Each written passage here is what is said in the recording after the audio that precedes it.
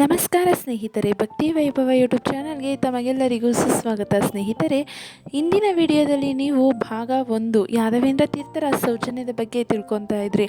ಅಲ್ಲಿ ಒಂದು ಕುಂಭಕೋಣದಲ್ಲಿದ್ದ ಶ್ರೀಮಠದ ಕೆಲವು ಶಿಷ್ಯರಿಗೆ ಗುರು ರಾಘವೇಂದ್ರ ಸ್ವಾಮಿಯವರ ಒಂದು ಸನ್ಯಾಸ ದೀಕ್ಷೆಯ ಬಗ್ಗೆ ತಿಳಿಯುತ್ತೆ. ಅವರು ಅಸೂಯೆಯನ್ನು ಕೂಡ ಪಡ್ತಾರೆ. ಇಲ್ಲಿವರೆಗೂ ನೀವು ನೋಡಿದರೆ ಅಲ್ವಾ. ಇನ್ನು ಮುಂದಿನ ಭಾಗ 2ರಲ್ಲಿ ನೀವು ಇನ್ನೂ ಯಾದವೇಂದ್ರ ತೀರ್ಥರ ಸೌಜನ್ಯವನ್ನು ನೀವು ಗಮನ ಹರಿಸಬೇಕು. ಹಾಗಿದ್ರೆ ವಿಡಿಯೋ ಶುರು ಮಾಡೋದಕ್ಕಿಂತ ಮುಂಚೆ ದಯವಿಟ್ಟು ಚಾನಲನ್ನು ಸಬ್ಸ್ಕ್ರೈಬ್ ಮಾಡ್ಕೊಳ್ಳಿ. ಹಾಗೆ ವಿಡಿಯೋ ಇಷ್ಟ ಆಯಿತು ಅಂದರೆ ವಿಡಿಯೋಗೆ ಲೈಕ್ ಮಾಡಿ, ಶೇರ್ ಮಾಡಿ, ಕಮೆಂಟ್ ಮಾಡಿ.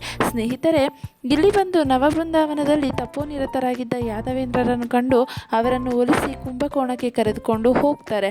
ಹಾಗೆ ಶ್ರೀ ಮೂಲರಾಮರ ಪೂಜೆಯನ್ನು ತಾವು ಕಾಲವಾಗುವ ಮುನ್ನ ಒಂದು ದಿನವಾದರೂ ಮಾಡಬೇಕೆಂಬ ಆಸೆ ಹೊತ್ತಿದ್ದ ಯಾದವೇಂದ್ರರು ಕುಂಭಕೋಣಕ್ಕೆ ಬರ್ತಾರೆ.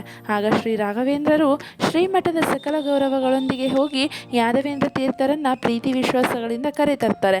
ಹಾಗೆ ಶ್ರೀಮಠದಲ್ಲೇ ಅವರಿಗೆ ಉಳಿಯಲು ವ್ಯವಸ್ಥೆಯನ್ನು ಮಾಡಿಕೊಡ್ತಾರೆ. ಇದಾದ ನಂತರ ಒಂದೆರಡು ದಿನಗಳನ್ನು ಇವರಿಬ್ಬರು ತಮ್ಮ ಗುರುಗಳಾದ ಶ್ರೀ ಸುಧೀಂದ್ರ ತೀರ್ಥರ ದಿವ್ಯ ನಾಮಸ್ಮರಣೆಯಲ್ಲಿ ಕಾಲವನ್ನು ಕೂಡ ಕಳೀತಾರೆ. ಆಗ ಅವರಿಗೆ ಶ್ರೀ ಮೂಲರಾಮನಲ್ಲಿದ್ದ ಭಕ್ತಿ, ಅವರ ವಿದ್ವತ್ತು, ತಪಸ್ಸು, ಶಿಷ್ಯರ ಬಗ್ಗೆ ಅವರಿಗಿದ್ದ ಅನುಕಂಪ, ಔದಾರ್ಯ ಇತ್ಯಾದಿಗಳನ್ನು ಒಂದೊಂದಾಗಿ ನೆನೆಸಿಕೊಂಡು ವ್ಯಥೆಯನ್ನು ಕೂಡ ಪಡ್ತಾರೆ ಅಂತಲೇ ಹೇಳ್ಬೋದು. ಹಾಗೆ ಶಿಷ್ಯರಿಬ್ಬರು ತಮ್ಮ ಗುರುಗಳ ಸಾಹಿತ್ಯ ಹಾಗೂ ಶಾಸ್ತ್ರ ಗ್ರಂಥಗಳನ್ನು ಕುರಿತು ಚರ್ಚೆಯನ್ನು ಕೂಡ ಮಾಡಿರ್ತಾರೆ. ತಾವು ಸಹ ತಮ್ಮ ಗುರುಗಳ ಮೇಲ್ಪಂಕ್ತಿಯನ್ನು ಅನುಸರಿಸಿ ತಾವು ರಚಿಸಬೇಕೆಂದಿರುವ ಗ್ರಂಥಗಳ ರಚನೆಯ ಬಗ್ಗೆ ವಿಚಾರವನ್ನು ಮಾಡಿದರು. ಆ 2-3 ದಿನಗಳಾದರೂ ಅವರ ಮನಸ್ಸಿನ ತುಂಬ ಶ್ರೀ ಸುಧೀಂದ್ರರೇ ತುಂಬಿಕೊಂಡಿರ್ತಾರೆ. ಈ ಮಧ್ಯೆ ಸಣ್ಣ ಬುದ್ಧಿಯವರು ಆಡಿಕೊಳ್ಳುತ್ತಿದ್ದ ಒಂದು ಮಾತು ಶ್ರೀ ರಾಘವೇಂದ್ರರಿಗೆ ಕೇಳಿ ಬರುತ್ತೆ. ಆಗ ಆಶ್ರಮ ಜ್ಯೇಷ್ಠರಾದ ಶ್ರೀ ಯಾದವೇಂದ್ರ ತೀರ್ಥರಿಗಿರುವ ಶ್ರೀ ರಾಘವೇಂದ್ರರಿಗೆ ಪೀಠಾಧಿಪತ್ಯವು ಹೇಗೆ ಸರಿ ಎಂಬ ಕುಹಿಕೆಗಳು ಮಾತು ಅವರ ಕಿವಿಯ ಮೇಲೆ ಬೀಳುತ್ತೆ. ಅದೇ ವಿಷಯವಾಗಿ ಶ್ರೀ ಯಾದವೇಂದ್ರರು ಇಲ್ಲಿಗೆ ಬಂದಿದ್ದಾರೆಂದು ಅದನ್ನು ಇತ್ಯರ್ಥಗೊಳಿಸಲು ದೊರೆಗಳ ತನಕ ದೂರು ಕೊಡಲು ತಯಾರಿರುವವರೆಂಬ ಸಂಗತಿಯನ್ನು ಕೇಳಿ ಶ್ರೀ ರಾಘವೇಂದ್ರರು ಬಹಳ ನೊಂದ್ಕೊತಾರೆ. ಹಾಗೆ ಶ್ರೀ ರಾಘವೇಂದ್ರರಿಗೆ ಅಧಿಕಾರ, ಶ್ರೀಮಂತಿಕೆಗಳ ಯಾವುದೇ ವ್ಯಾಮೋಹ ಕೂಡ ಇರಲಿಲ್ಲ. ಶ್ರೀ ಮೂಲರಾಮನ ಪೂಜಾ ಭಾಗ್ಯವೊಂದು ದೊರಕಿದರೆ ಸಾಕೆಂದು ತಿಳಿದಿದ್ದರು. ಇಷ್ಟು ದಿನ ತಮ್ಮಿಂದ ಪೂಜೆ ಸ್ವೀಕರಿಸಿದ ಪರಮಾತ್ಮನಿಗೆ ಇನ್ನು ಮುಂದೆ ಶ್ರೀ ಯಾದವೇಂದ್ರರಿಂದ ಸೇವಾ ಭಾಗ್ಯವಿದ್ದರೆ ಅದನ್ನು ತಾವು ಏಕೆ ಅಡ್ಡಿಪಡಿಸಬೇಕು, ತಾವು ಏಕೆ ಅದಕ್ಕಾಗಿ ದುಃಖಿಸಬೇಕು? ಅವರು ಕೇಳುವ ಮೊದಲೇ ತಾವೇ ಖುದ್ದಾಗಿ ಈ ಜವಾಬ್ದಾರಿಗಳನ್ನೆಲ್ಲ ಅವರಿಗೆ ಒಪ್ಪಿಸಿ ಬಿಡಬೇಕೆಂದು ಯೋಚಿಸಿ ಶ್ರೀ ರಾಘವೇಂದ್ರರು ಒಂದು ದಿನ ಅವರಲ್ಲಿ ಈ ವಿಚಾರವಾಗಿ ಮಾತನ್ನು ಕೂಡ ಆಡ್ತಾರೆ. ಆಗ, ಸ್ವಾಮಿ, ಹೇಗೋ ತಾವು ಕುಂಭಕೋಣಕ್ಕೆ ಆಗಮಿಸಿದ್ದೀರಿ. ಈ ಸಂಸ್ಥಾನದ ಜವಾಬ್ದಾರಿಗಳೆಲ್ಲದರಿಂದ ತಮ್ಮನ್ನು ಮುಕ್ತರನ್ನಾಗಿಸಬೇಕೆಂದು ತಮ್ಮಲ್ಲಿ ನಮ್ಮ ಸವಿನಯ ಪ್ರಾರ್ಥನೆ ಎಂದು ಕೋರಿಕೊಳ್ತಾರೆ.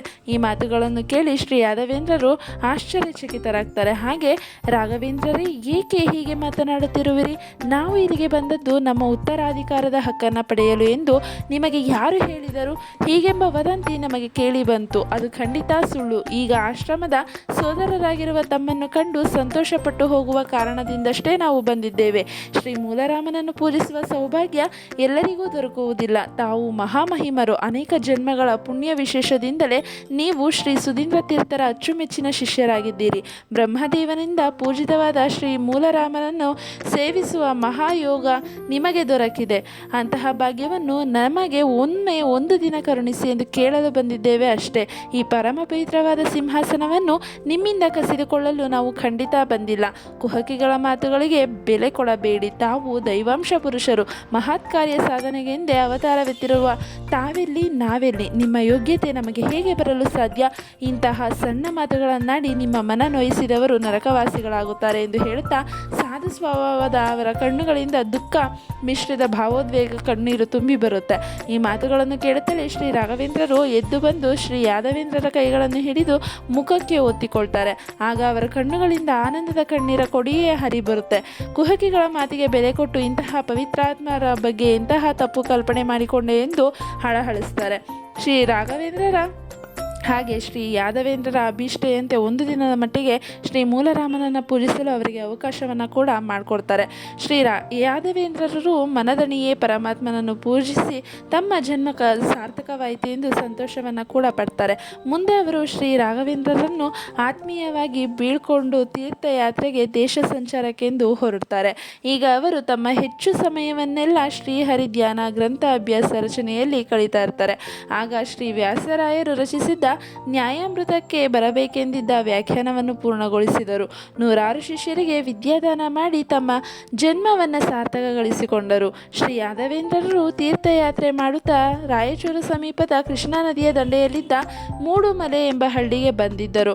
ಹಾಗೆ ಅಲ್ಲಿಗೆ ಅವರಿಗೆ ಅನಾರೋಗ್ಯ ಕೂಡ ಉಂಟಾಗುತ್ತೆ. ದ್ವೈತ ಮತ ಪ್ರಚಾರ ಮಾಡುತ್ತಾ ಶಿಷ್ಯರಿಗೆ ವಿದ್ಯಾದಾನ ಮಾಡುತ್ತಾ ಅವರ ದೇಹ ಸೋತು ಹೋಗಿತ್ತು. ಸ್ವಲ್ಪ ಕಾಲದಲ್ಲಿಯೇ ಅದೇ ಸ್ಥಳದಲ್ಲಿಯೇ ಅವರು ದೇಹವನ್ನು ಕೂಡ ಬಿಟ್ಟರು. ಹಾಗೆ ಯಾದವೇಂದ್ರ ಶಿಷ್ಯರೆಲ್ಲ ಸೇರಿ ತಮ್ಮ ಗುರುಗಳಿಗೆ ಅಲ್ಲೇ ಬೃಂದಾವನ ನಿರ್ಮಿಸಿ ಮಹಾ ಸಮಾರಾಧನೆಯನ್ನು ನೆರವೇರಿಸಿದರು. ಅಲ್ಲಿಂದ ಮುಂದೆ ಶ್ರೀಗಳು ಸವಣೂರಿಗೆ ಬಂದರು. ಸವಣೂರು ಬಂದು ಒಂದು ಮುಸಲ್ಮಾನ ಸಂಸ್ಥಾನವಾಗಿರುತ್ತೆ.